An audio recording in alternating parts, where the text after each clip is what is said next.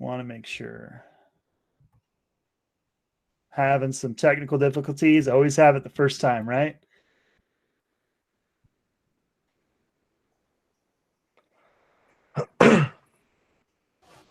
Okay. Okay. So today we're going to start our second to last unit. This is the executive branch. If everybody could see the executive branch presentation, just go ahead and type yes in the chat function.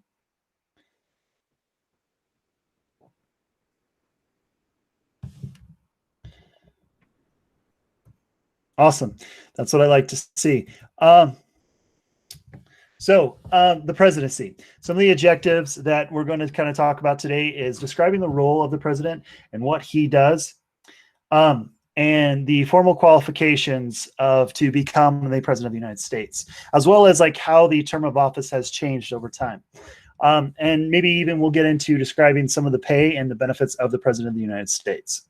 Okay, so some of the key terms that you might want to write down in your notebook is chief of state. The president serves as the chief of state. He is the ceremonial head of government. Okay, he's also the chief executive. Okay, he's the leader of the executive branch and holder of like the executive power of the Constitution. So he is the holder of the power of the purse in the Constitution.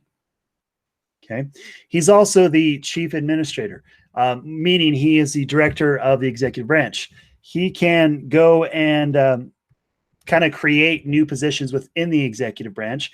This is what would be the executive cabinet.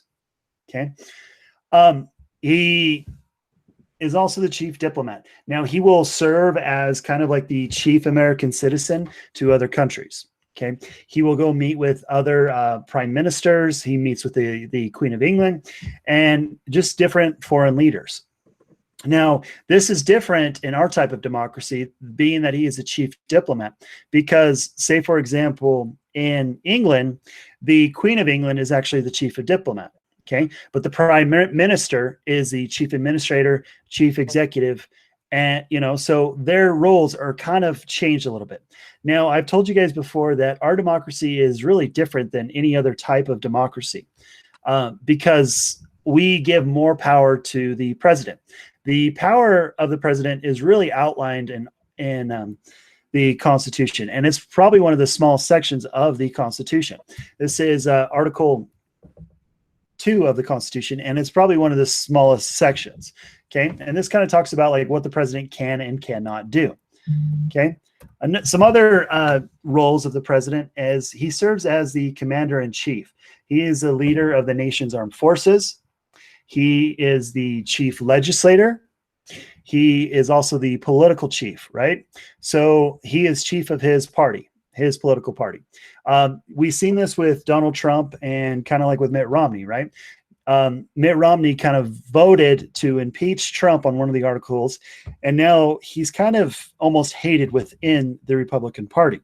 And a lot of this comes down from, Trump's role as chief leader of his political party. Okay. And like I mentioned before, the president is also the chief citizen of the United States. He represents the will of all people and all public interests. Now, how does this really work as the chief citizen? Because a lot of people, might not agree with what the president is doing.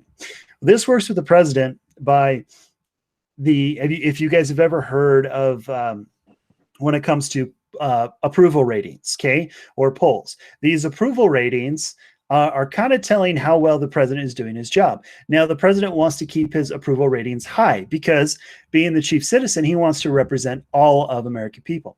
The highest rating I've ever seen for any president was about 55%. So that means that half the people still don't agree with what the president is doing, no matter what. Okay. So what are the roles and qualifications of the office of president? Okay, these are some of those roles that we talked about. You might see this as a quiz question: chief of state, chief executive, chief administrator, chief diplomat, commander in chief, chief legislator, and chief citizen. Okay, to become president of the United States, an individual has to be 35 years old, a natural born citizen, and having lived in the United States for 14 years. Okay.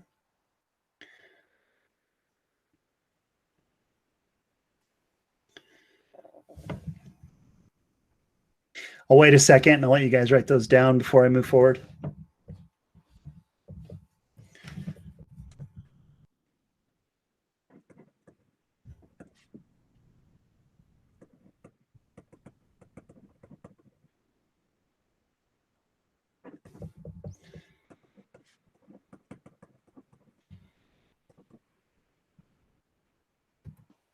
Okay, going forward.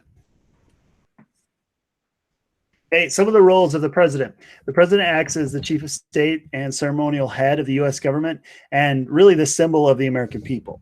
Okay, the president is the chief executive, holding the nation's executive power on all domestic affairs. Now, in the Constitution, can the president make a foreign treaty with a different country? No, he can't. He can negotiate a foreign treaty or foreign trade deal, but it's really up to Congress to make that decision. Okay. This happened when it came to the League of Nations after World War I. Okay. The League of Nations really, was something negotiated by Woodrow Wilson, but Congress didn't really approve of it. So the U.S. couldn't enter into the League of Nations, something that Woodrow Wilson himself had created. Okay. Now, the president is the nation's chief diplomat, and some of the what he does when he is a chief diplomat is he architects, foreign policy. These two people, this is the leader of Palestine, and this was the prime minister at the time of Israel. Israel and Palestine had been at war with each other for centuries. Okay, they hated each other. Israel wasn't really a Jewish state until after World War II, and so they had fought back and forth over a little land or territory. It's called the Gaza Strip. Now, Palestine is predominantly Muslim, whereas Israel is predominantly Jewish.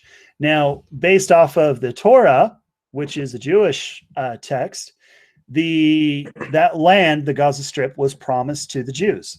Well, based off the Quran, which is the prime text of the Muslims, that land was actually promised to them.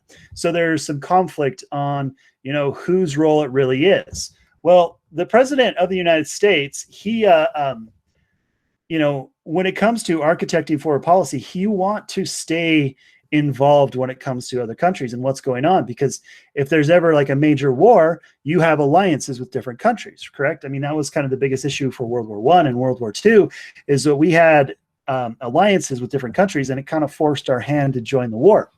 Now, President Clinton actually met with these two individuals and leaders of their country at Camp David, and he really sat down and he pretty much told them, hey, we need to kind of figure out what's going on and come to an agreement so we can have a ceasefire of war. Now, the reason he did that wasn't necessarily because he had an involvement in Israel and Palestine. It was more because of the fact that it could lead to a bigger war. And so the president always wants to keep his hand into foreign policy of what's going on economically as well. Because if if you're trading with a different country and that country all of a sudden goes bankrupt, is that going to cause your country to go bankrupt? Yes, it will. It'll cause what's called a ripple effect. Okay. The president is, the commander-in-chief of 1.4 million men and women in the nation's armed forces. Now, this number has probably changed since I did this slide, but being that he's commander-in-chief, this was one of the only things that George Washington wanted in the Constitution, is that he was still in control of the U.S. Army. George Washington was a former, general of the British Army and the U.S. Continental Army, and he still wanted to have that power to execute and, do war powers. We see this in the Constitution when it comes to the War Powers Clause, or different things like that, and presidents have used this based off of George Washington's idea. Now, each president has expanded this idea a little bit more and more. The powers of the presidency or the executive branch are not explicitly written in the Constitution. They're more of kind of necessary and proper. Like we talked about the necessary and proper clause. The role of the president is really a giant necessary and proper clause, an elastic clause, because what he can do isn't really defined in the Constitution, but it's defined by the prior presidency. Okay. Some of the things that the president can do is he can also motivate legislation. being that he can motivate legislation, he can get the American people on board. Now, we talked a little bit earlier about approval ratings. FDR actually used his approval ratings to really motivate the American people. He used what we call the bully pulpit. Okay. He would have Sunday evening firesides where he would address the American people and really kind of tell them what he wanted to do to get them out of the Great Depression. This actually caused people to then push their legislators to vote a certain way. Okay. So the president can't create a law, but he can propose laws and set in this motion for a congressional agenda of what he wants them to do. The president, and he does this being he is the unofficial, head of his political. So he can, motivate other party members to kind of push his agenda. The president is the unofficial chief citizen, meaning that he's supposed to protect the interests of the American people, no matter what kind of people those are, the majority and the minority of minorities. Okay. We see a lot of this when it comes to approval ratings as well. Some of the, qualifications. Okay. This might be a test question, quiz question. What are the 3 requirements for a potential president must meet to be eligible for office? He must be a natural born citizen, must be at least 35 years old, and have been a resident, living in the U.S. for at least 14 years. Okay. So I'll go ahead and give you guys a second if you want to write that down.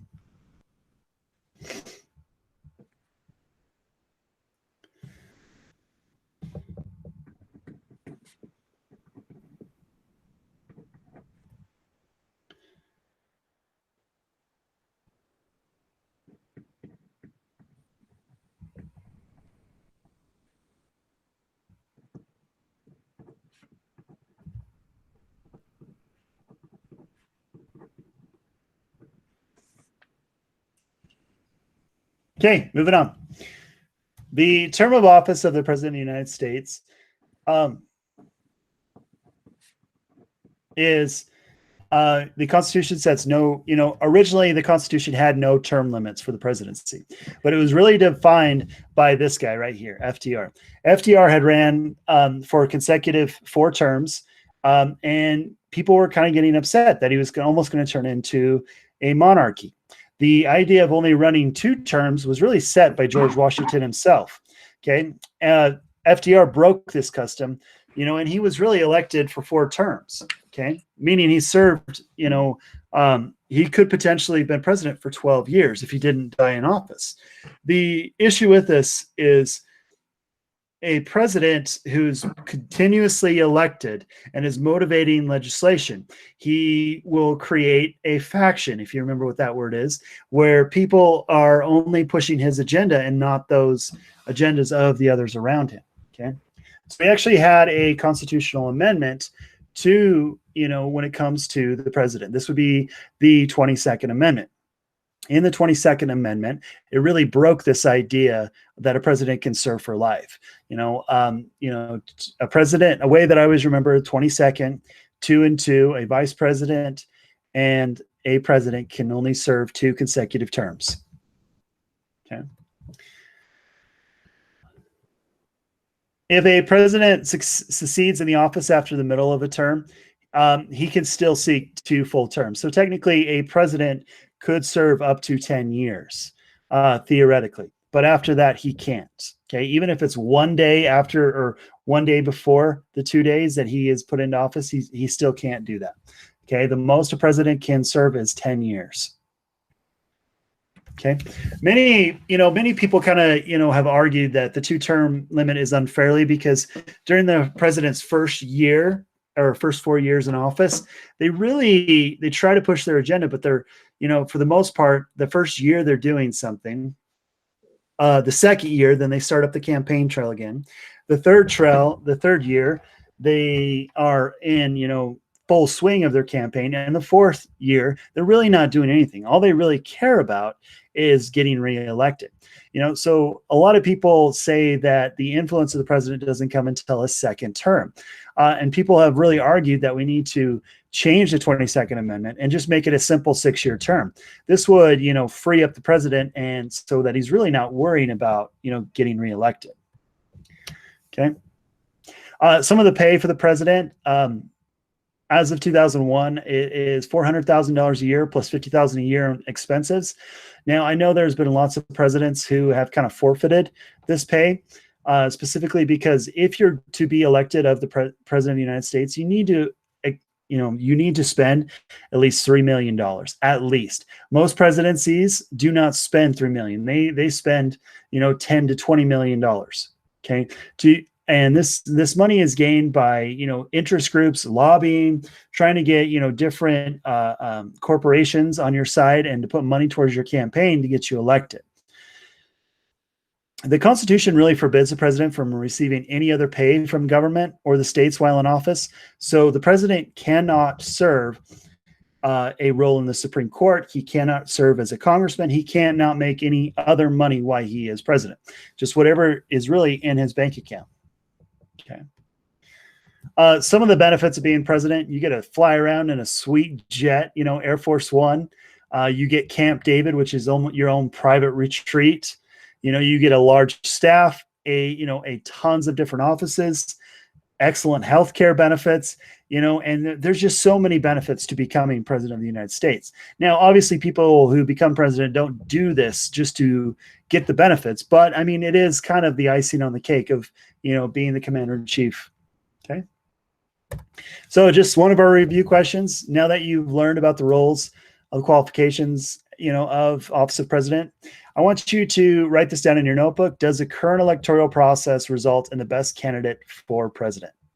Okay. Make sure you write that question down and answer it in your notebook.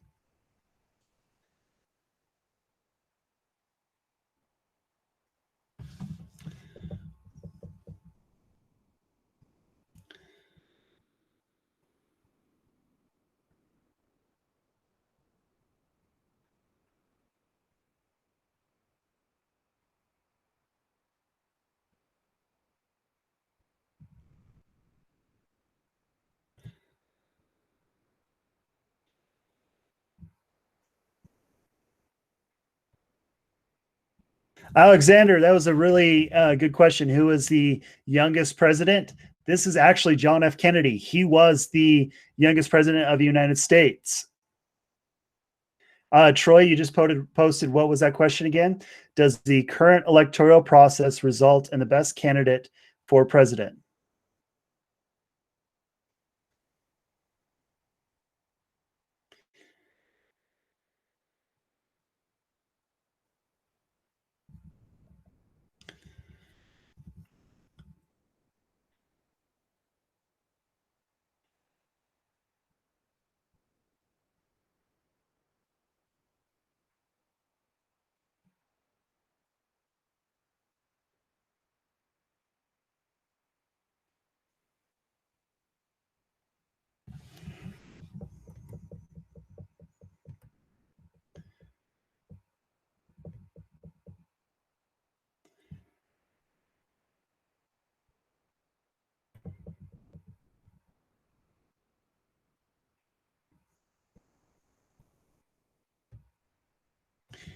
So your notes, you are going to turn in at the end of the week. So these will be due on Sunday evening before class on Monday. All of your notes you'll be taking, you'll be due on Sunday evening. I'll have a little thing that you can either take a picture or upload them to Google Classroom. Okay. I'm going to have a quiz at the end of the week. It's not going to be too hard. Like I said, I just want to get through this and make this as easy as possible for you guys. Okay. I know the Khan Academies were kind of difficult to really understand. And a lot of you reached out to me and said, hey, Jensen, I really like it when you teach. So that's why I kind of went to this kind of presentation. So no, no one has actually served 10 years in office. So Emily, I'm actually recording this video and I'm going to post it to the Google Classroom to where you can watch through it if you need. Sinise, the notes will contain Monday, Wednesday, and Friday classes. Sabrina, you could put all the notes into one doc. That would be perfectly fine. Does anyone else have any questions?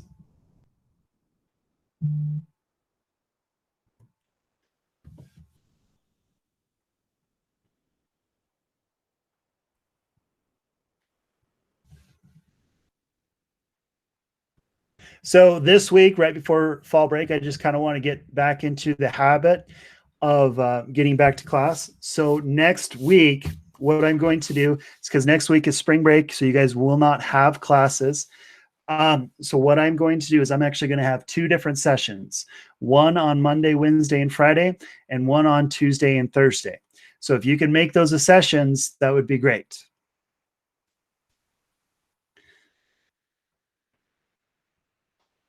So yes, I'll go back to that slide, Alex. What were the disadvantages of 2 4-year terms?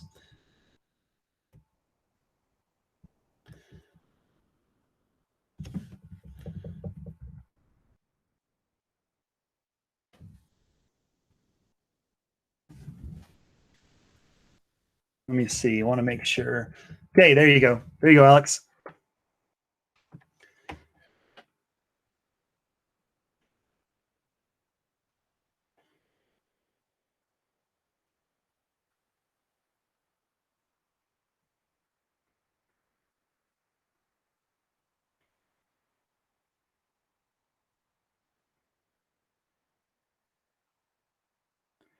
Give it a couple more minutes just to make sure nobody else has any questions.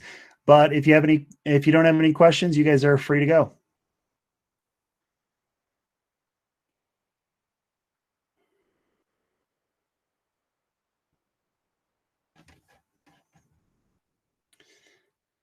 You are welcome, guys. Hopefully this helped out a little bit better than the Khan Academies.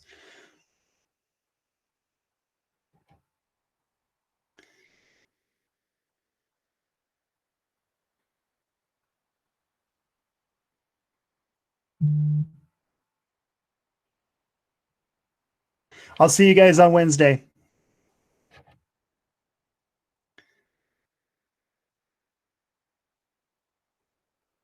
Yes, Luke, no video classes next week because we will be on spring break.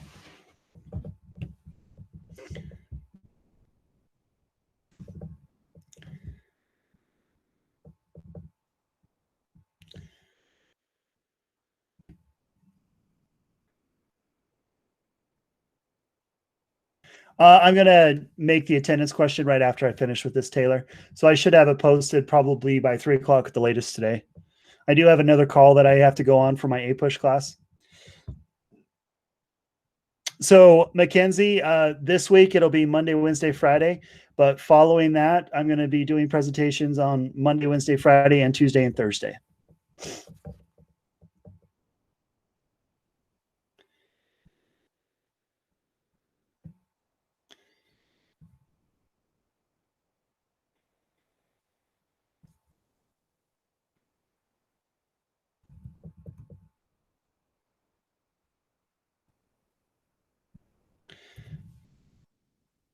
Like I said before, the best way to listen to the conference is just to throw your headphones in, and you don't have any outside noise or interference going on. The review question, Emily, I will go to. It is just some of the roles and qualifications. This is more of an opinion question. Just make sure you have this written down. Usually if I put them in like bold or anything like that, it'll probably come up on a quiz. So does the current electoral process, so this would be the Electoral College, result in the best candidate for president? So this is really just an opinion question, Emily.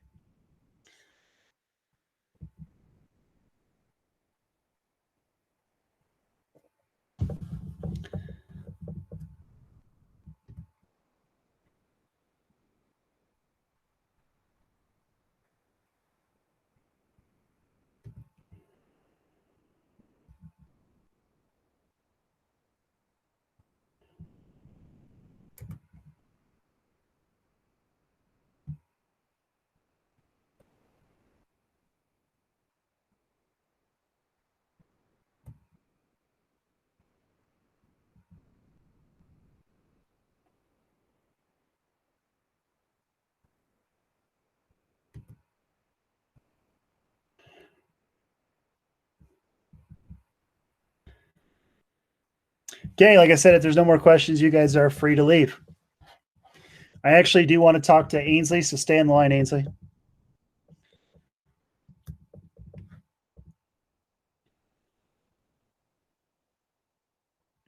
Ainsley, do you want to unmute your mic?